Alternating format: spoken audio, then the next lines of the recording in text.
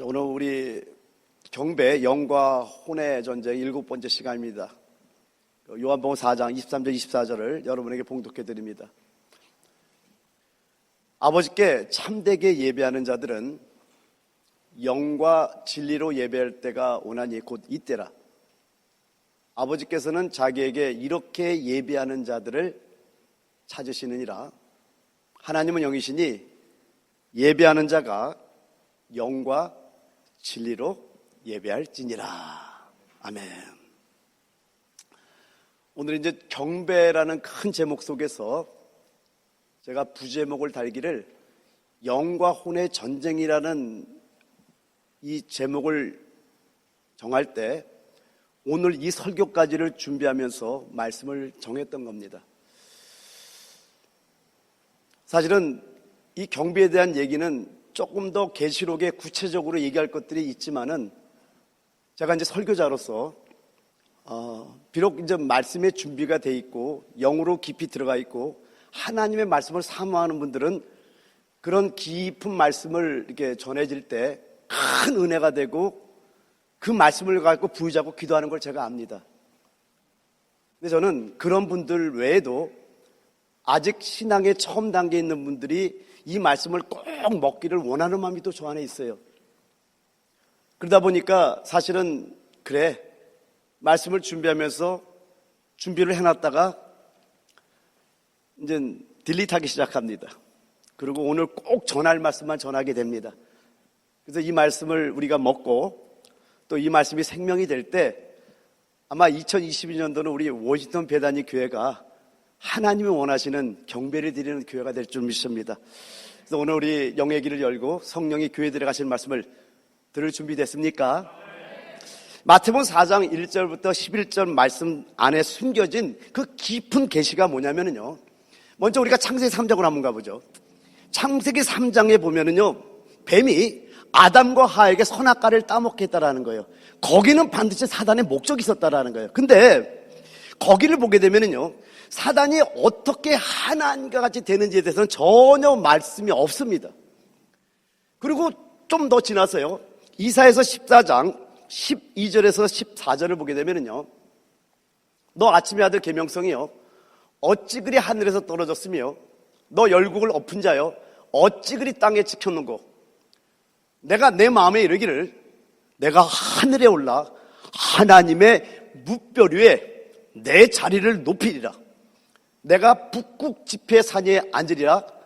가장 높은 구름에 올라가 지극히 높은 이와 같아지리라 하는도다. 여기에 계명성은 마귀를 말합니다. 근데 여기에서도요, 사단이 지극히 높은 이와 같아진다고 말씀을 하고 있지만은 어떻게 하나님과 같이 되는지에 대해서는 말하지 않고 있다라는 겁니다. 이러다가 우리 주님의 공생애를 시작할 때 대표적인 사람은 주님을 유혹하면서 세 가지 유혹을 합니다. 첫 번째는 뭐죠?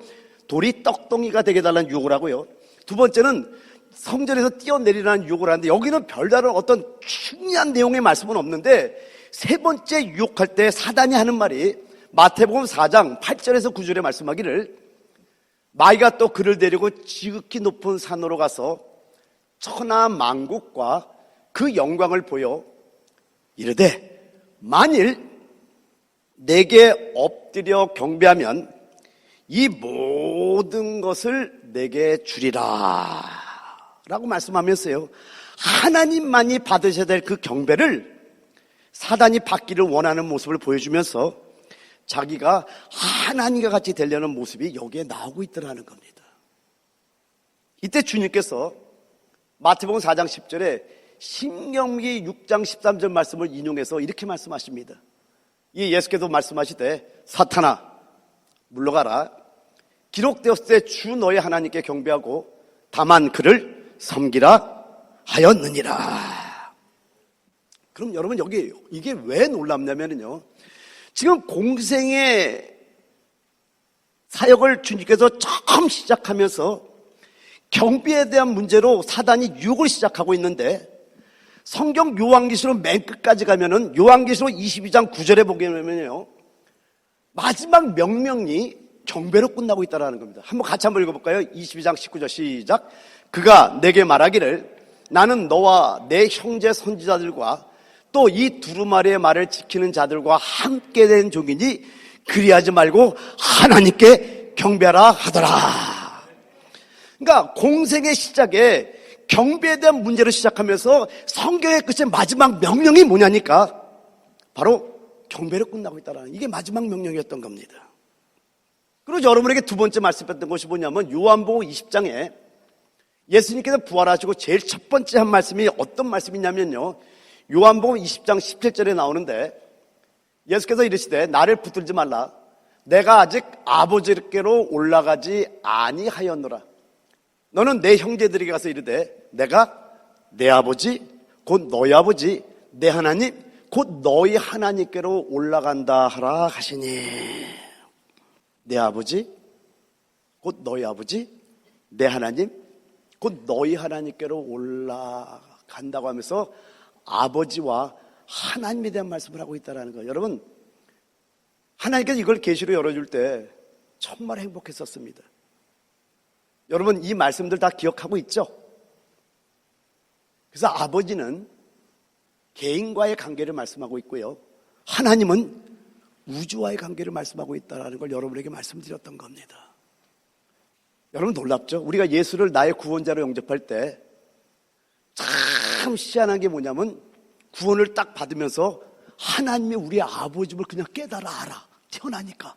그래서 아버지임을 깨달을 때 우리는 구원을 받는 거예요.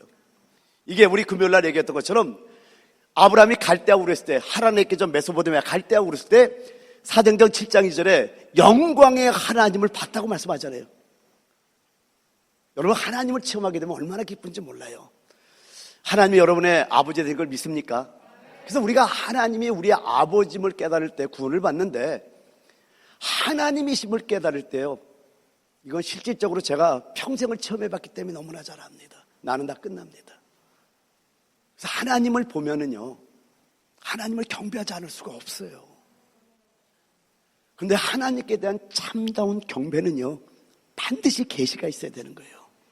여러분, 얼마나 하나님의 계시를 누리고 있습니까? 에베소 1장 10절에 사도 바울이 말하잖아요. 지혜와 계시형을 밝혀서 하나님을 알게 달라 기도하라고 하는 이유가 있어요. 그 계시가 열리면 하나님을 만나는데, 하나님을 만난 순간 내란 존재가 정말 아무것도 아닌 존재임을 깨달아가기 시작한다는 거예요. 그래서 진짜로 하나님을 경배하는 자가 되는데, 경배는 반드시 계시를 필요로 한다는 거예요. 그래서 여러분, 우리 와있던 배단위교회가 기도 없이는 하나님을 경배할 수가 없는 거예요. 그래서 우리 교회가 왜 기도를 강조하고 왜 기도를 하려고 노력을 하냐면은, 기도 속에서 하나님의 계시가 오거든요. 계시가 오면 하나님을 만나거든요. 하나님을 만나면 나의 존재가 어떤 존재인지 알면서 하나님을 정말 참다웠게 경배하는 자들이 된다는 거 여러분 잊지 마시기 바랍니다. 이 말씀들로 여러분 시작했던 거예요. 근데 벌써 7번째 시간이네요. 근데 오늘 요한복음 4장 23절 24절은 너무나 중요한 구절입니다. 여러분, 요 짧은 두 절 안에 이렇게 하나님의 구원과 경배에 대한 문제와 하나님의 창조와 경배에 대한 문제 두 가지를 다 보여주고 있다는 겁니다. 하나님의 구원과 경배, 하나님의 창조와 경배에 대한 이 두 가지 모든 것들을 요한복음 4장 23절 24절에 우리에게 알려주고 있다는 거 여러분 놀랍지 않습니까? 사람의 타락으로 인해서 하나님께 드리는 경배는 창세기 3장에 파괴됐던 겁니다. 그래서 여러분, 우리에게 구원이 없다면은요, 더 이상 하나님을 경배할 길이 없는 거예요. 근데 요한복음 4장 23절에 말씀하기를 아버지께 참되게 예배하는 자들은 영과 진리로 예배할 때가 오나니 곧 이때라 하면서 아버지께서는 자기에게 이렇게 예배하는 자들을 찾으시느니라 라고 말씀합니다. 여러분, 이렇게 예배하는 자들이 누굴까요? 거듭난 사람들이에요. 그래서 요한복음 3장 3절에 말씀하기를 예수께서 대답하여 이르시되 진실로 진실로 내게 이르노니 사람이 거듭나지 아니하면 하나님 나라를 볼 수 없느니라 라고 말씀합니다. 이렇게 예배하는 자들은 바로 거듭난 자들이에요. 여러분, 우리 아버지께서는요, 거듭난 우리들을 통해서 경배받기를 원하신다라는 거예요. 여러분을 통해서 경배받기를 원하신다라는 겁니다. 그리고 여러분, 요한복음 4장 24절은요, 영원히 변하지 않는 그 진리를 말씀하는 그 구절이 요한복음 4장 24절입니다. 거기서 뭘 우리에게 알려주죠? 하나님은 영이라는 것을 우리에게 알려주고 있다는 겁니다. 창세기 3장에 보면 선악과를 따먹은 후에 아담과 하와의 영은 죽었습니다. 즉 인류의 모든 영은 다 죽었다라는 거예요. 근데 영이 죽은 결과 하나님과의 교통이 끊어졌던 겁니다. 그래서 다시는 하나님 앞에 나올 수 없게 됐는데 여기서 끝난 게 아니라 영이 죽은 결과 어떤 기능이 개발됐다고요? 그렇죠. 혼의 기능이 개발됐던 거예요. 근데 그 혼이 어떤 장소라고요? 그렇죠. 사단이 경배받는 장소라는 거예요. 여러분 이걸 잊어서는 안 된다는 거예요. 우리 영이 죽음으로 말미암아 다른 게 개발돼. 그게 뭐냐면 혼이었던 거예요. 그래서 선악의 기준은 하나님께 속했던 것들을 스스로 선악의 기준을 본인들이 결정하기 시작하면 혼이 막 개발되면서 봤더니 그 혼은 사단이 경배받는 장소임을 성경을 통해서 우리가 알 수 있다는 겁니다. 구원받지 않은 사람이 하나님을 느낄 수 있나요? 하나님을 생각할 수 있나요? 당연히 있죠. 구원받지 않은 사람도요, 하나님을 느낄 수 있고요, 하나님을 생각할 수 있어요. 자, 전도 3장 11절에 말씀하기를요, 하나님이 모든 것을 지으시되 때를 따라 아름답게 하셨고 또 사람들에게는 영혼을 사모하는 마음을 주셨느니라 라고 말씀하고 있다는 거예요. 그러니까 여러분, 타락된 사람들, 구원받지 않은 사람들도 하나님을 느끼고 생각할 수는 있는데 그들은 하나님을 경배할 수는 없다는 겁니다. 요한복음 4장 24절에 뭐라고 말씀하죠? 하나님은 영이시니 예배하는 자가 영과 진리로 예배할지니라. 타락한 사람, 즉 구원받지 않은 사람도요, 하나님을 생각할 수 있고 하나님을 느낄 수 있어요. 이건 혼입니다. 이건 영이 아니고 혼입니다. 그런데 하나님은 영이라니까요. 우리는 우리의 혼으로 하나님을 경배해서는 안 되고 in spirit and in truth, 영과 진리로 하나님을 경배해야 되는 거예요. 여러분, 혼으로 하나님을 경배하는 것은요, 하나님을 경배하는 것이 아니라 사단을 경배하게 될 수도 있다는 것을 여러분에게 그래서 말씀을 드렸던 거예요. 창세기 4장 5절에 하나님께서 가인의 제물은 받지 않는다는 그 받지라는 단어가 샤라는 단어예요. 응시하다, 바라보다. 이 말은 뭐예요? 제사를 드리는 가인의 제물은 쳐다보지도 않았다는 거예요. 예배 드렸다니까요. 근데 그 예배가 어디서부터 시작해죠? 창세기 3장에 사람 안에 주입된 사단의 씨가 하나님을 예배할 수 있다니까요, 여러분. 이게 바로 혼의 예배인 거예요. 그런 예배는 하나님을 쳐다보지도 않는다고 여러분이 아셔야 되는 거 여러분 깨달으시기 바랍니다. 그러니까 여러분, 혼으로 경배하는 것은 하나님을 경배하는 것이 아니라 사단을 경배하게 될 수 있다는 것을 잊지 않는 우리 워싱턴 베다니교회 성도님들이 다 되시길 예수 그리스도의 이름으로 축원드립니다. 여러분, 구약을 한번 넘어가 볼게요. 여러분, 구약에 보면은요, 참된 경배는 예루살렘에서 하는 것이어야 됐어요. 어디요? 예루살렘. 참된 경배는 예루살렘에서 하는 것이어야 되는데요, 이삭이 제물로 드려진 곳이 어디입니까? 창세기 22장에 나오죠? 모리아산입니다. 창세기 22장 2절을 보면은요, 여호와께서 이르시되 내 아들 내 사랑하는 독자 이삭을 데리고 모리아 땅으로 가서 내가 내게 일러준 한 산 거기서 그를 번제로 드리라. 이삭을 제물로 드렸던 곳은 모리아산이었던 겁니다. 근데 여러분, 아브라함이 이삭을 제물로 드린 이 모리아산이 바로 예루살렘이었다는 거 여러분 아십니까? 바로 하나님의 성전이 건축된 곳이었다는 거예요. 성경을 통해서 말씀드릴게요. 역대하 3장 1절에 말씀하기를 솔로몬이 예루살렘 모리아산에 여호와의 전 건축하기를 시작하니 그것은 전에 여호와께서 그의 아버지 다윗에게 나타나신 곳이요 여부스 사람 오르난의 타작마당에 다시 정한 곳이라. 놀랍죠. 모리아산은 하나님의 성전이 지어졌던 바로 예루살렘, 그곳이 바로 모리아산이었던 거예요. 예루살렘에서 경배한다는 것이 구약에 여러 번 기록되어 있습니다. 그리고 6,000년에 걸쳐서요, 경배는 항상 예루살렘에서 이루어졌던 거예요. 여러분, 심지어 이제 우리 앞으로 천년왕국 그 안에서도요, 열국 또한, 많은 민족들 또한 예루살렘에서 하나님을 경배해야 된다는 겁니다. 그 예루살렘의 성전과 제단과 성소가 다 예루살렘에 있다는 겁니다. 여러분, 예수님 당시에도요, 성전은 예루살렘에 있었다는 거 여러분 아십니까? 마가복음 11장 11절에 말씀하기를 예수께서 예루살렘에 이르러 성전에 들어가서 성전이 예루살렘에 있구나라는 걸 알 수 있다는 거예요. 근데 여러분, 이것들은 단지 다 그림자들에 불과합니다.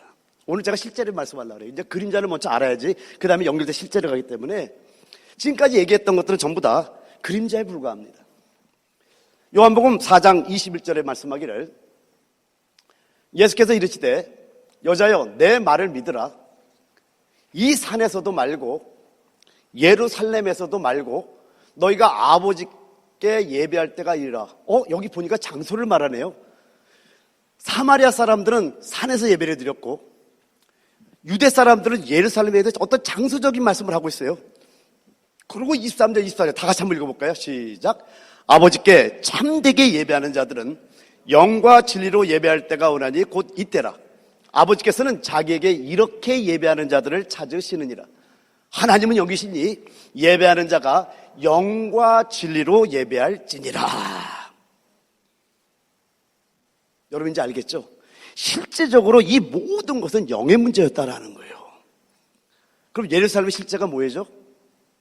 바로 영이라는 거예요. 바로 영이라는 겁니다.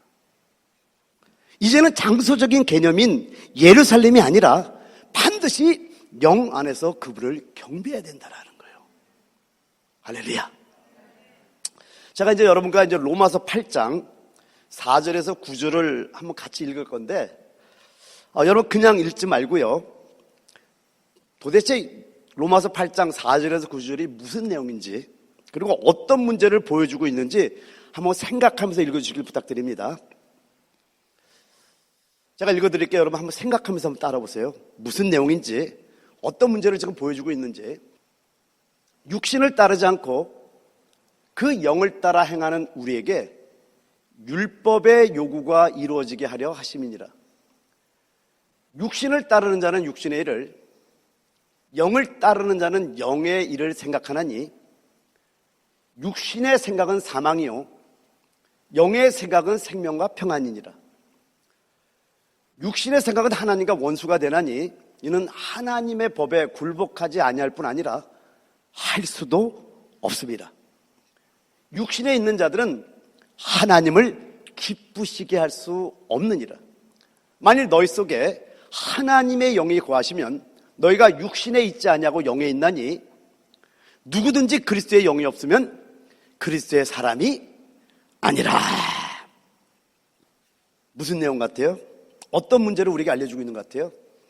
여러분이 이렇게 읽으면 또 어려우니까 특히 이제 4절에서 6절 한번 같이 한번 여러분도 소리에서 읽는데요. 여기에 지금 뭔가를 하나님께서 보여주니까 한번 다시 한번 4절부터 6절 한번 읽어봐요. 같이 소리에서 시작. 육신을 따르지 않고 그 영을 따라 행하는 우리에게 율법의 요구가 이루어지게 하려 하심이니라. 육신을 따르는 자는 육신의 일을, 영을 따르는 자는 영의 일을 생각하나니 육신의 생각은 사망이요 영의 생각은 생명과 평안이니라. 뭘 말씀하는 것 같아요? 그 영을 따라 행하는 우리에게 율법의 요구를 이루어지게 한다고 말씀하면서 육신을 따르는 자는 육신의 일을, 영을 따르는 자는 영의 일을 생각하느니 육신의 생각은 사망이요 영의 생각은 생명과 평안이요 이렇게 말씀하잖아요. 뭐 보이는 게 없어요? 그럼 이렇게 질문할게요. 하나님께서 우리에게서 원하는 한 가지를 얻기를 원해요. 그 한 가지 된 걸 여기서 보여주고 있더라고요. 그게 뭐냐면 따라합니다. 자유의지. 지금 로마서 8장 이렇게 4절에서 9절까지 쭉 읽어보니까 여기서 우리의 자유의지가 무엇을 따르는가에 대해서 좀 말씀해 주는 게 보이더라고요. 여러분, 우리의 자유의지가요 하나님을 향한 열정으로 가득 채워져 있을 때, 여기 4절 다 같이 한번 읽어볼까요? 시작. 육신을 따르지 않고 그 영을 따라 행하는 우리에게 율법의 요구가 이루어지게 하리라 하십니다. 여러분, 우리가 율법을 못 이루잖아요. 그런데 율법의 요구가 이루어진대요. 누구에게? 육신을 따르지 않고 영을 따르는 자들에게는 우리가 never ever never 절대 이룰 수 없는 율법의 요구를 이루는 삶을 살게 해주시겠대요. 여러분의 자유의지를 가지고 육신을 따르지 않고 그 영을 따라 살 때 이 역사가 이루어진다고 지금 말씀하고 있다는 겁니다. 이렇게 육신을 따르지 않고 그 영을 따라 행하는 우리에게 율법의 요구가 이루어지게 하심이라 라고 했듯이요, 우리가 하나님께 참된 경배를 드릴 수 있게 되는 거예요.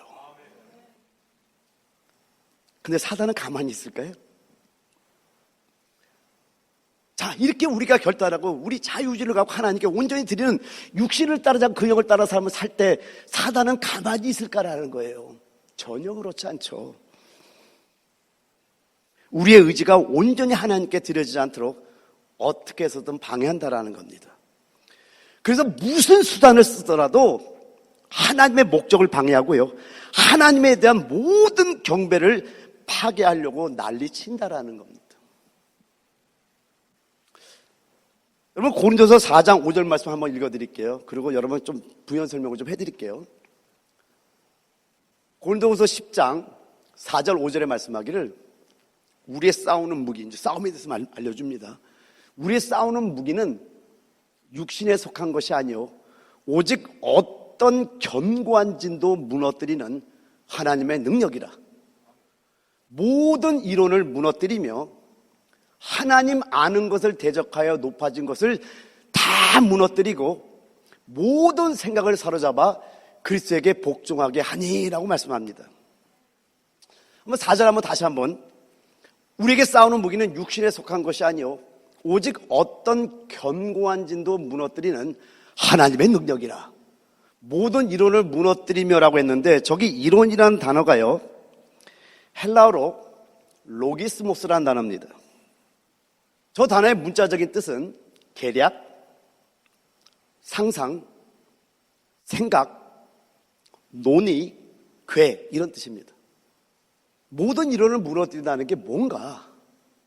여러분, 사단이요, 많은 경우에 여러 가지 상상으로, 여러 가지 생각으로 여러분들을 포위하는 거예요. 이게 여러분이 지금 모르고 있단 말이에요. 여러분이 하는 그 생각들, 여러분이 하는 상상들이 여러분 스스로 하는 것이 아니라 사단이 여러분이 그런 상상, 그런 생각을 하도 여러분을 둘러싸고 있다니까, 포위하고 있다니까요. 이게 사단의 계략이라는 거예요. 아멘. 그래서 여러분이 갖고 있는 생각들 중에요, 사실 많은 생각들이 사실은 스스로 생각해낸 것이 아니라 사단이 구상하여 준 것들이 많이 있다는 거 오늘 깨달을지어다. 깨달을지어다. 아셔야 돼요. 그래서 여러분, 요한복음 13장 2절에 말씀하죠. 마귀가 벌써 시몬의 아들 가룟 유다의 마음에 예수를 팔려는 생각을 넣었더니, 자기 생각에 사단이 있는 거예요. 사단이 넣었다고 말씀하잖아요. 이게 로기스모스라는 단어입니다. 그리고 5절 한번 보죠. 또 고린도서 10장 5절. 하나님 아는 것을 대적하여 높아진 것을 다 무너뜨리고 모든 생각을 사로잡아 그리스도에게 복종하게 하니. 여기 생각이라는 단어는요, 헬라어로 생각, 사상, 계획이라는 뜻입니다. 근데 저 단어가 어디 쓰냐면 고린도서 2장 11절에 이는 우리로 사탄에게 속지 않게 하려 함이라. 우리는 그 계책을 알지 못하는 바가 아니로라 할 때 저 계책이라는 단어가 똑같은 생각을 하다 노예 말한 단어는 같은 단어예요. 그럼 여러분 좀 이해가 됩니까? 여러분이 하는 그 생각들, 여러분이 하는 그냥 계획들, 여러분이 갖고 있는 사상들, 이게 어떤 면에서 사단의 계책임을 여러분 아셔야 된다는 거예요. 그래서 모든 생각을 사로잡아 그리스도에게 복종하게 할 때 우리는 승리하는 거예요. 할렐루야. 따라서 여러분, 왜 예배라는 단어, 예배하는 자는 영과 진리를 예배하는데 예배하는 그 단어가 프로스피네요. 프로스라는 단어는 방향조치사라니까 어디를 향하여 뭐뭐에. 퀴네어라는 단어는 원래 이 단어는 퀴온이라는 단어예요. 퀴온. 퀴온이라는 단어는 뭐예요? 개라는 뜻입니다. 개. 왜 하나님께 경배할지니라 예배할지니라 저 단어가 프로스퀴네어라는 단어를 쓰는가? 오늘 예배하는 자는 영과 진리를 예배할 때 그 예배한다는 단어가 프로스퀴네어라는 이 단어인데 개가 너무나 주인이 좋아서 주인을 만난 기쁨이 너무나 커서 주인의 손에 입 맞추듯이 하나님이 이런 예배를 드린다고 하면은 나는 우리 2022년도 우리 워싱턴 배단교회가 이런 예배를 드리는 교회가 되기를 예수님을 축원드립니다. 그래서 왜 예배라는 이 단어가 프로스퀴너라는 이 단어인지 여러분 아셔야 되는 겁니다. 여러분 말라기서 4장 2절은 이렇게 표현합니다. 내 이름을 경외하는 너에게는 공의로운 해가 떠올라서 치료하는 광선을 비추리니 너희가 나가서 외양간에서 나온 송아지같이 뛰리라. 여러분 생명으로 충만한 송아지처럼 이런 뛰는 예배가 돼야 되는 거예요. 왜 그런 줄 아세요? 그러니까 이게 돼야 돼. 왜 그런지를 여러분이 아셔야 된다는 거예요. 그래야 사단이 여러분의 생각, 여러분의 혼을 점령하지 못하는 거예요. 여러분 정말 이게 너무나 중요한 게 사단이 어떻게 하든 여러분 영으로 예배드리는 걸 막는다니까요. 그래서 우리가 이렇게 반응하고 생명이 충만한 송아지처럼 뛰고 프로스키네요. 걔가 주인을 기뻐서 막 손을 할 듯이 이렇게 예배드리는 자는 사단이 그들의 생각, 그들의 혼을 점령할 수가 없는 거예요. 어떻게 감당을 못하는 거예요. 그래서 이기는 자가 되는 거예요. 사단은 이런 예배를 절대로 막죠. 내가 경망스럽게 어떻게 뛰어? 내가 나이가 있는데 어떻게 아멘스를 내가 낼 수 있어? 내가 예수를 명하느니 이를 속이는 어둠 영들이 시간 당장 떠나갈지어다. 여러분의 자유의지가요 하나님을 향한 열정으로 가득 채워지기를 우리 주 예수 그리스도의 이름으로 축원합니다. 여러분 또 한 가지 경배는요 여러분 십자가와 연관이 있다는 거 아십니까? 여러분 십자가를 알지 못하면은요 하나님께 대한 참다운 경배를 할 수가 없게 돼요. 십자가의 다루증이 왜 꼭 있어야 하는지를 여러분 알아야 되는 겁니다. 한마디로 말하면, 한마디 짧게 말하면은요, 십자가는요, 우리의 혼, 즉, 사단이 경배받는 그 혼을 처리하는 게 십자가입니다. 여러분 계속해서 강조했죠? 혼은 사단이 경배받는 장소라니까요. 근데 그 혼을 처리하는 게 십자가입니다. 여러분 십자가의 처리가 오면은요, 우리의 내면이 달라지기 시작합니다. 창세기에 보면은 선악과를 먹고 난 후에요. 바로 영이 죽었죠. 그리고 혼의 기능이 개발됐을 때부터 이미 우리의 느낌, 우리의 생각, 우리의 의지, 우리의 모든 것들이 다 변했던 것이에요. 다 디스토션, 뒤틀려 버렸던 거예요.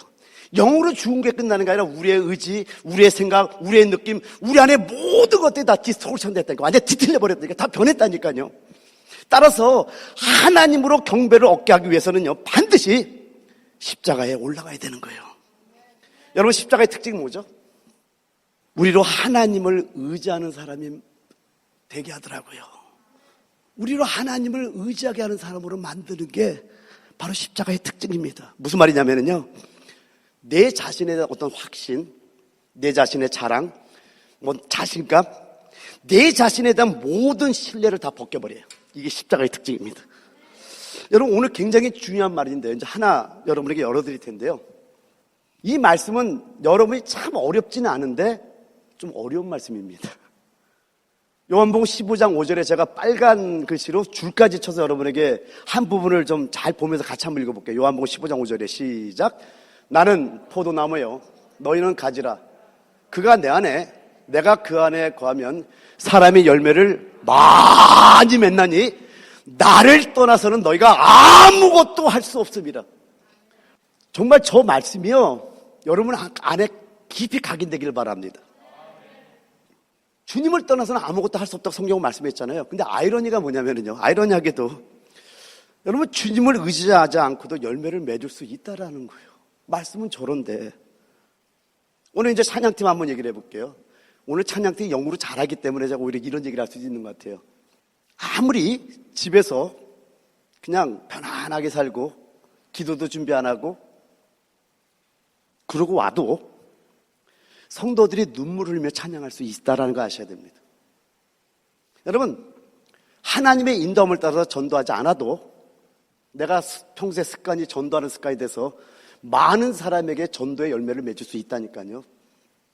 여러분 앞에 있는 목사가 성령 안에 충만히 거하지 않고 나는 포도나무 너는 가지라고 했는데 가진 내가 포도나무의 주님에 붙어지 않고도 여러분 다 울고 웃게 할 수 있습니다.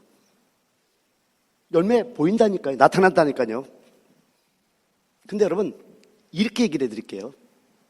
하나님의 심판대에 가면은요, 하나님께서는 우리가 얼마나 많은 일을 했는가를 보지 않으시고요, 얼마나 그분에 의해서 일을 했는가를 심판한다라는 거예요. 여기서 많은 사람이 떨어질 거예요. 인간적으로 볼 때, 외적으로 볼 때 많은 열매를 맺을 수 있어요. 혼으로 일을 해도. 그런데 하나님께서는 이제 우리가 하나님 심판에 쓸 때가 있잖아요. 하나님께서는 우리가 얼마나 많은 일을 했는가를 묻지 않으세요. 얼마나 그분에 의해서 일을 열매를 맺었는가, 이걸 여러분께 묻는다고 여러분 잊지 마시기를 바랍니다. 여기서도 한 가지 발견되는 게 있죠. 여러분, 혼으로도 얼마든지 많은 열매를 맺을 수 있다니까요. 그런데 그것이 영으로 맺은 열매가 아니라면은, 즉 가지가 포도나무에 붙어 있어서 오직 뿌리의 진액으로 맺은 열매가 아니라면은 하나님의 심판대 앞에서 심판받는다라는 겁니다. 왜 이런 말씀이 깨달아서 이렇게 힘든지 모르겠어요. 너무 좋아요, 솔직히. 내가 많은 부분이, 여러분, 저는 청년 때 뭔 일을 맡겼는데 이걸 끝내려니까 3일을 밤을 샜어요. 한 1분 단위고 3일 동안 밤새고 일을 끝내고 잤던 사람이에요. 그렇게 했다 할지라도 그것이 영이 아닌 혼으로 하나님께 드린 열매라면은 하나님의 심판대 앞에서 심판을 받는다는 걸 여러분 깨달으시기 바랍니다. 요한복음 4장 23절 24절 가면 큰 소리 한번 읽어볼까요? 시작. 아버지께 참되게 예배하는 자들은 영과 진리로 예배할 때가 오나니 곧 이때라. 아버지께서는 자기에게 이렇게 예배하는 자들을 찾으시느니라. 하나님은 영이시니 예배하는 자가 영과 진리로 예배할지니라. 하나님 누굴 찾고 있다고요? 영으로 하나님을 경배하는 자들을 찾고 있다라는 겁니다. 근데 사단은요, 여러분이 영으로만 경배하는 것이 아니라면은요, 어떤 모습이든 하나님을 경배하게 해요. 영으로만 드려지는 예배가 아니면 그게 어떤 예배든 하나님을 예배하게 해요. 이게 사단이에요. 예를 한번 들을게요. 여러분, 출애굽기 32장을 보면은요, 금송아지의 우상 숭배 사건이 나옵니다. 근데 여러분, 이게 참 놀랍게 우리에게 알려주는 한 가지가 뭐냐면, 출애굽기 32장 4절에 아론이 그들의 손에서 금고리를 받아, 즉 그들의 아내와 자녀, 아들과 딸들의 귀에 있는 금고리, 그 금고리를 받아 부어서 조각칼로 새겨 송아지 형상을 만드니 그들이 말하되, 이스라엘아, 이는 너희를 애굽 땅에서 인도해야 된 너희의 신이로다 하는지라. 여러분 보세요. 금이에요, 금. 하나님을 딱 봤는데 금으로 반짝반짝 빛나. 너무 화려하고 너무 좋아. 거기다 형상까지 나타나니까 와, 그럴듯한 하나님이 보여요. 그리고 6절에 보면은요, 이튿날에 그들이 일찍 일어나 번제를 드리며 화목제를 드리고 백성이 앉아서 먹고 마시면 일어나 뛰놀더라. 여러분, 늦게 일어나서 일찍 일어났어요. 일찍 일어났다니까요. 얼마나 거룩하게 보여요. 일찍 일어나서 번제도 드렸어요. 화목제 드렸어요. 여러분, 죄진 게 아니잖아요. 화목제 드렸다니까, 번제 드렸다니까요. 그것도 일찍 거기다 막 춤을 추며 뛰면서 막 찬양하는 그런 모습인 거예요. 외적으로 볼 때 얼마나 하나님을 경배하는 것처럼 보입니까? 그리고 32장 26절에 29절에 보면은 여기서 하나님은 어떻게 반응하나 한번 보시기 바랍니다. 이에 모세가 진문에 서서 이르되, 누구든지 여호와의 편에 있는 자는 내게로 나오라 하매 레위 자손이 다 모여 그에게로 가는지라. 하나님 여러분을 이렇게 찾고 있어요. 하나님 편에 선 자는 나올지어다. 하나님의 편에 선 자는 나올지어다. 그리고 뭐라고 연결해서 얘기를 합니까? 27절, 모세가 그들에게 이르되, 이스라엘 하나님 여호와께서 이렇게 말씀하시기를, 너희는 각각 허리에 칼을 차고 진 이문에서 진 저문까지 왕래하며 각 사람이 그 형제를, 각 사람이 자기의 친구를, 각 사람이 자기의 이웃을 죽이라 하셨느니라. 레위 자손이 모세의 말대로 행하매 이날의 백성 중에 3,000명가량이 죽임을 당하니라. 모세가 이르되, 각 사람이 자기의 아들과 자기의 형제를 쳤으니 오늘 여호와께 헌신하게 되었느니라. 그가 오늘 너에게 복을 내리시리라. 이들이 누굽니까? 시내산에서 10계명, 하나님의 말씀이 내려오기도 전에 스스로 예배드렸던 자들의 모습을 말씀하고 있다는 겁니다. 겉으로 볼 때 얼마나 화려합니까? 그리고 그 형식이 얼마나 대단합니까? 번제를 드리고 화목제를 드리고 거기다가 엄청난 축제적인 음악이 있었어요. 그것도 일찍 일어나서. 근데 여호와 편의 선자는 나와서 그들을 쳐 죽이라고 말씀합니다. 그래서 몇 명을 죽였다고요? 3,000명을 죽였는데 성경에서 제일 처음으로 헌신한 나라가 여기서 나옵니다. 출애굽기 32장 29절에 성경 전체에서 제일 처음 헌신이 무엇인지를 알려주는 성경이 출애굽기 32장 29절이에요. 여러분, 혼으로 예배드리는 걸 끝내야 돼요. 우리는요. 정말 끝내셔야 됩니다. 영 안에서 하나님의 공급함이 없이 혼으로 드리는 예배는 바로 우상숭배가 되는 거 여러분 잊지 마시기 바랍니다. 그래서 창세기 4장 5절에 말씀하기를 가인과 그의 재물을 받지 아니하신지라. 샤 응시하다 바라보다. 사람의 생각, 사람의 혼에서 발언한 그 제사는 하나님은 쳐다보지도 않는다라는 거예요. 저는 이 말씀을 보면서 너무나 놀랐던 것이 왜 창세기 4장에 가인의 제사와 아벨의 제사를 보이는가? 그래서 여러분 이 말씀을 가지고 많은 곳에 제가 분별이 됐습니다. 창세기 4장을 알려면은요, 창세기 3장을 알지 못하면 창세기 4장을 알 수가 없어요. 거기서 엄청난 비밀들 하나님이 숨겨놨다고. 이걸 통해서 많은 교회를 깨웠습니다. 제가 옛날에. 근데 여러분 여기서 가인이 제사 드렸다니까요. 아벨도 제사 드렸다니까요. 그 전에 창세기 3장에 아담과 하가 선과를 알게 하는 지식의 나무 열매를 먹음으로 사단의 씨가 사람에 들어왔는데 그 사람 안에 심겨진 사단의 씨가 하나님을 경배하게 한다는 그 비밀을 창세기에서 가르쳐주고 있는 거예요. 근데 어떤 예배, 하나님의 말씀과 하나님의 명령대로 제사를 드리는 아벨, 양의 첫 새끼와 그 기름으로 드리는 아벨의 제사는 하나님의 명령을 따라 그대로 드렸기 때문에 하나님 흠양하시지만은 사람의 생각, 사람의 혼에서 발언한 그 제사, 혼으로 드리는 그 제사, 혼으로 드리는 그 제사는 하나님 쳐다보지도 않는 거예요. 근데 이 제사를 누가 드리겠다고요? 사람 안에 심겨진 사단의 씨가 하나님을 경배하겠다는 여러분 잊어서는 안 된다라는 겁니다. 우리 요한복음 4장 23절 24절을 한번 한 목소리 한번 크게 했습니다. 시작.